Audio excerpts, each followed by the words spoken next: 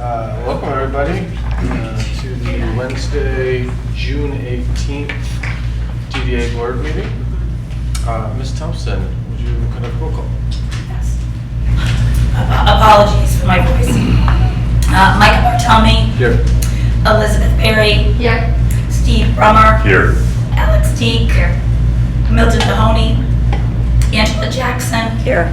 Tyler Kinley. Here. Kim Mays. Here. Mike Nicola. Here. Thressa Nichols. And Molly Drummond. We do have a quorum. Thank you, Ms. Thompson. Do I have a motion to approve the agenda? So, thank you, Mike. Support. Thank you, Steve. All in favor of approving the agenda, please say aye. Aye. All opposed, please say nay. The agenda is approved. Moving on, we are here for public comments. We have room for 4 commenters. Each commenter will have 3 minutes to address the board. Do we have anyone signed up for public comment? Do we have anyone in the audience who wishes to partake of public comment? Seeing none, we'll move on to the executive director report. Ms. Thompson, are you capable? I'm going to keep it really brief. This is just to say this is your last DDA board meeting in this space. Next month's meeting, July 9th, will take place in council chambers at City Hall.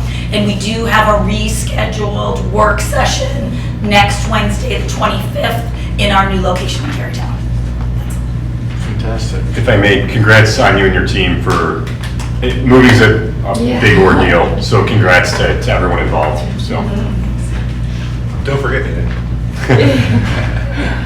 Seconded, excited for the new space. It's been a long time in the works. Well, thanks, Theresa. Next, do we have any DDA member communications? Seeing none, we're going to move on to the consent agenda. Do I have a motion to approve the consent agenda? So moved. Thank you. Do I have a second? Second. Thank you. We'll open the consent agenda up for discussion. This is the time that any item could be pulled. Remaining items are then voted on as a group. If items are removed, they are handled separately immediately following the main vote. Any discussion on the consent agenda?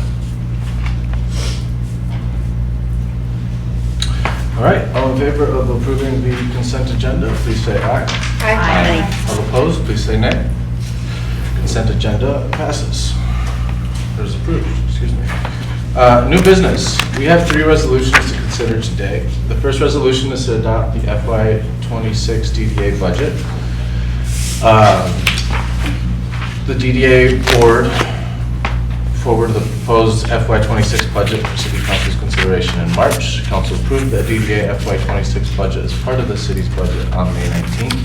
The final step in the DDA's budget process is the adoption of the budget by the board. I see we have a little presentation here. Sarah, were you talking about this, or was just Nope. been included in the packet? Nothing has changed from when you saw it last week according to the city. Okay, great. So this was going to come the last meeting that we did not have quorum for. So do I have a motion to approve the FY26 budget? Thank you. Do I have a second? Thank you. I'll open it up for any discussion. Hearing none, we'll move to a vote. All in favor of approving the FY26 DDA budget, please say aye. Aye. All opposed, please say nay. Budget is approved. Next up, we have 2 grant requests. You'll recall these from our last work session.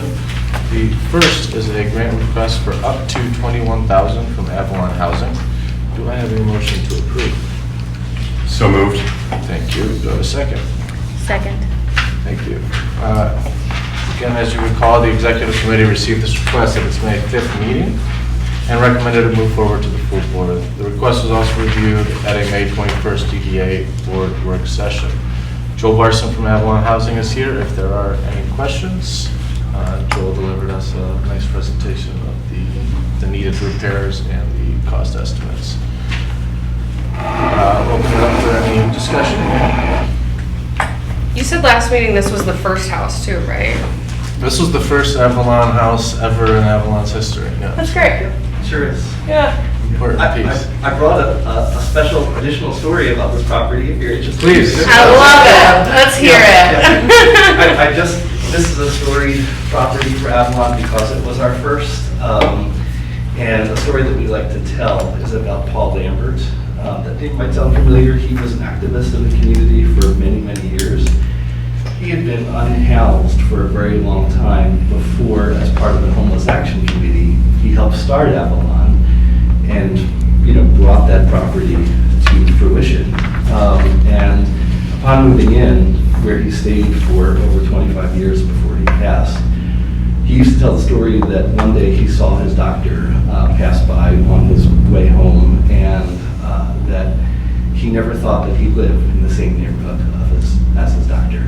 And that property had very consistent tenants from those early days for decades, and is therefore very, very special to us. So, anyway, thanks for your consideration. Thank you for sharing that. Thank you. Yeah, it's a neat story. Any other discussion on the grant request? Hearing none, all in favor, please say aye. Aye. All opposed, please say nay. The grant request is approved. Congratulations, Julie, and Avalon Housing. Mind if I duck out? No, go ahead. We'll make this Do you have things to do?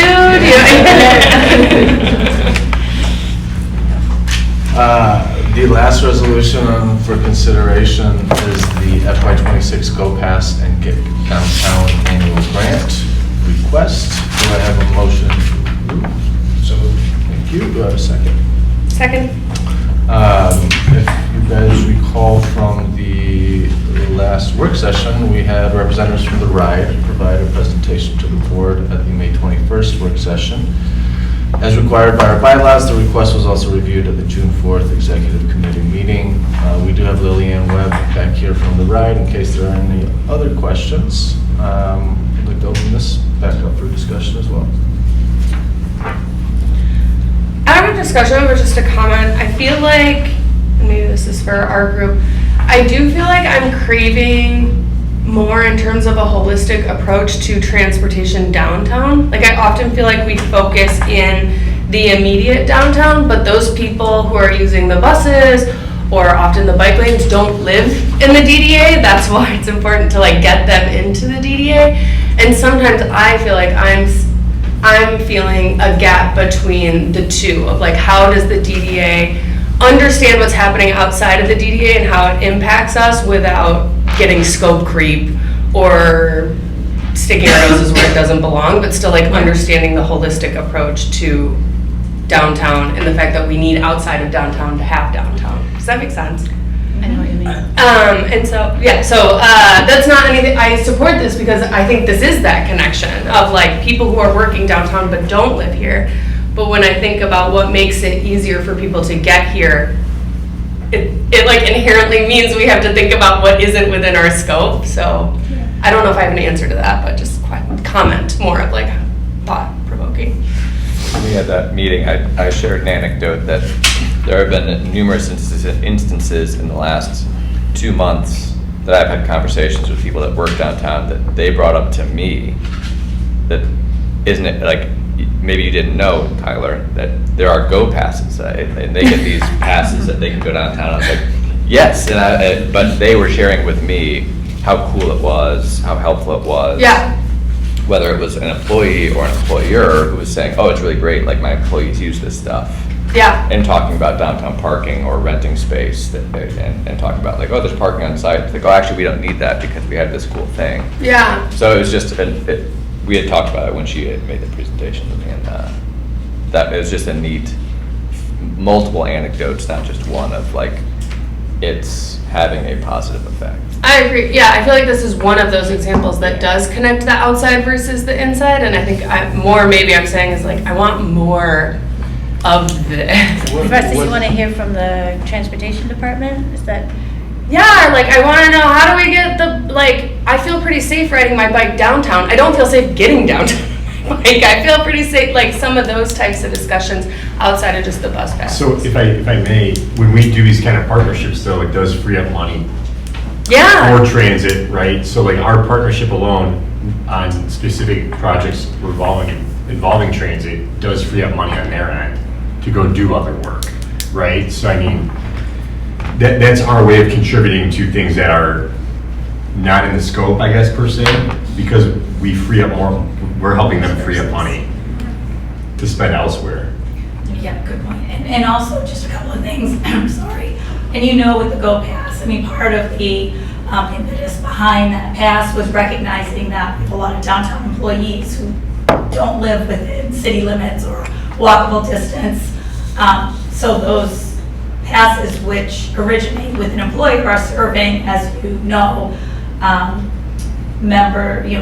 employees who live outside of the Ann Arbor community, making that connection. But I would also just add that with all of the work that we do, and when we are looking at future projects, one of the things we're looking at is access, and how do we connect people from outside of town safely to our downtown. So I would say inherently in our project work, you are right, we are limited by our scope, by our boundary. But we prioritize projects that are going to help make those connections.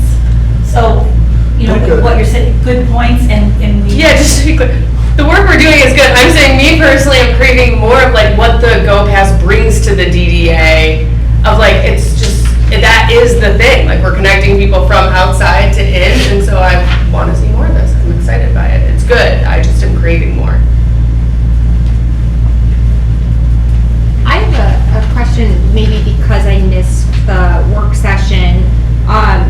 Tracking, especially knowing how downtown in-office work is shifting, are we seeing the costs associated with this program change over the last few years? Or how are we adjusting for that? And if it's freeing up funding on this side, are there opportunities for us to extend it to different populations, not just downtown employers and employees? So we're continuing to have this have the same volume impact, I think. On broad strokes, we saw it go, the funding is tied to ridership, so we saw it go down when in COVID, et cetera, but the awesome thing is, and correct me if I'm wrong, we're seeing it trend back up towards pre-pandemic levels of ridership, so our funding level is about what it was prior. Okay. Which is great, because that means it's working, people are making use of the program. Good. Just to add one other thing, we have explored with the RIDE opportunities to expand the program, given the number of office workers who aren't coming in since COVID. And one of the things we talked about was residents, and there are a lot of different pieces to offering focus to residents. But where we landed was some of the Housing Commission projects might be great pilots for us. So I've talked to the Housing Commission about doing a pilot with the Dunbar Tower, 121 Catherine, that can we offer Go Passes to those residents. So that's something that we're exploring. That's awesome. Thank you.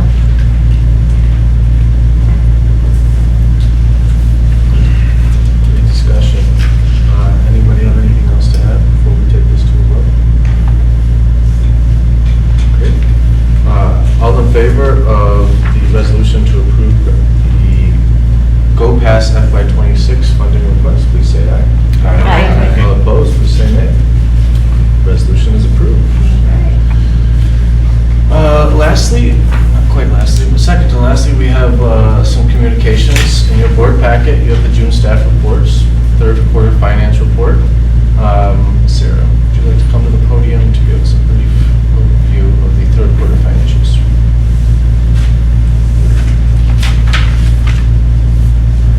I'm also a little rough today, so I'm going to keep this brief. Wild week at DDA. A concert or something. Did you like? Thanks. I was. Let's start with an overview of the TIF system, which includes the affordable housing fund and the general fund.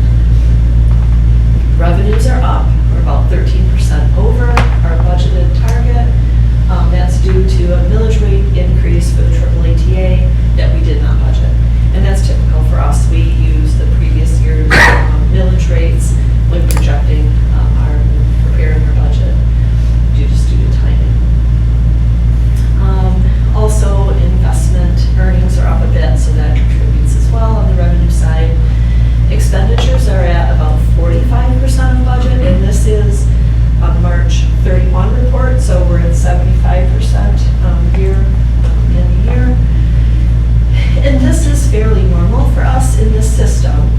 Our admin, operating, and grants are kind of in that midpoint, and that's pretty normal for those departments. CIP is at 15. That's a little low, even for, I mean, ours tends to be a bit low due to timing quite often, but a little lower than normal just because we are doing, we're in a planning phase this year. And remember that CIP dollars that are unspent, we evaluate those at year end, deciding which part may be shifted forward to the next year, so we can shift those forward to FY26 if that's appropriate. And debt is at 100% at this point in the year. Assets and liabilities are pretty stable. The assets are up just a bit because we aren't spending as quickly as those revenues are coming in. But overall, our fund balance is at about $7 million right now, and that's in keeping with our fund balance policy. On to parking. Parking revenues are at about 88% at the three-quarter mark in the year, so up just a bit. Again, some of that is market rates on investments, but also the parking fees themselves are coming in a bit higher. Usage is a little bit higher than we budgeted. All good. And that fourth quarter is one of our larger quarters, so we'll probably finish the year about $3 million up from our budget, our $22 million budget. On the expenditure side, we're at about 55%, again, fairly normal for this system. This is the parking operating and CIP systems combined, funds combined. Really similar to the TIF system, operating and grants and so forth are in that kind of 50% period or area. City's 20% payment is at 70%. We should not need a budget amendment. We did build a little contingency into that line item to account for any fluctuations in revenues, which is what that is based on. Debt again is at 100%, and CIP is also slow, about 36% for the system, and that's due to project timing. Assets and liabilities are both up a bit, again, related to the revenues being high, expenditures being a little bit slow. On the liability side, it's just timing for accounts payable, kind of normal for us. Our fund balance is kind of at the high end of what the fund balance policy calls for, but the FY26 and 27 budgets both are planned to spend some of that down, so we feel like we're comfortable where we are right now, and again, some of that CIP can shift forward and also spend down some of that fund balance. Do we have an idea of why, or like what's causing the parking revenues to be up over what we had anticipated, just like what the volume increase? We have volume increases, yes. Do we have any scoop on what we think might be driving that? I'm just curious. I do not. Do you have any comments on that, Gina? Looking around there. So what we have seen is, although there's not as robust of a return to office and our daytime numbers aren't growing as quickly, our evening economy is really, helping the parking system stay strong. And what we have started including in your monthly staff reports is kind of a snapshot that shows most recent month this year to last year. So you can see, because month over month isn't a great indicator, just because we know we slow down. Some months seems like 10 football games in 1 month. So I think in the packet this time it's maybe May of this year to May of last year. And that really kind of helps us see like eliminating rate increase impacts, like where are we seeing growth, at what structure. And then we can kind of take it from there and say, okay, there's a big project next to Library Lane, so we're seeing a lot more contractor parking there. We can kind of sort through that. But our nighttime is just really staying strong. Interesting. All right, cool. Thank you. Thanks, too. Moving on to an investment overview. As you know, our investments are mostly with Bank of Ann Arbor. The trust department manages our investments for us. We also have some holdings with Michigan Class new for this year, about $8 million there. Everything is fairly stable. From last quarter to this quarter, we're seeing just a little bit of an increase on returns, very small, and the comparison between the Michigan class and the Bank of Ann Arbor money market is still pretty tight. With the Bank of Ann Arbor money market being just a touch under what Michigan class is earning right now. And remember that Bank of Ann Arbor does prepare an investment report, and that is posted on the DDA website for your perusal and the public's. Questions on any of the content? Just a quick note about the audit. Field work has been scheduled for the last week of October. That is quite late for us, but we are beginning to get requests for information already, so the work on our side before that field work is done will remain on the same schedule. Also, July's meeting, Bank of Ann Arbor will be here to provide their annual kind of report and touch base on things that they manage for us. So look forward to that. Thanks very much.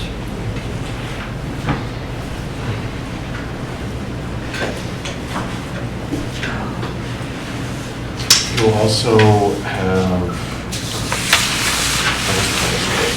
the parking report is also in your board packet. That brings us to public comment. Is there anybody in the audience who wishes to address the board for public comment? You will have 3 minutes. Seeing none, do I have a motion to adjourn? So moved. Steve, second. Second. Thank you. All in favor, please say aye. Aye. Opposed, please say nay. We are adjourned.